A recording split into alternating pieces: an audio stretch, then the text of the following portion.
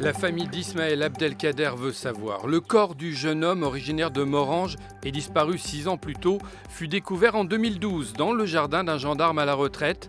Depuis, le mystère reste entier. Cette information révélée par le parquet de Mulhouse, le squelette d'un homme mort depuis au moins 6 ans a été déterré dans le jardin d'une maison de Pfetterhouse.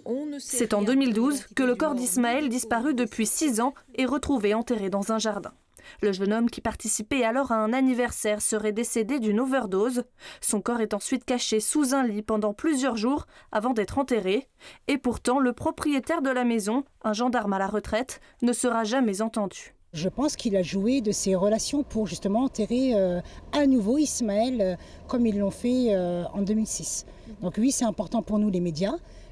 C'est important de faire savoir que l'affaire Abdelkader est enterrée depuis 2006, malgré nos rebondissements, malgré le fait que j'apporte des témoignages à la justice. Depuis le départ, on nous demande de fermer les rideaux et on nous demande justement de fermer les yeux sur ce qui s'est passé. Myriam n'a qu'une certitude, celui du refus de la justice de s'intéresser à la mort de son frère. Un sentiment d'injustice partagé par son avocat qui affronte un blocage systématique de la cour d'appel de Colmar depuis près de 10 ans. Une obstruction qui semble être aussi systématique, je n'ai jamais vu ça.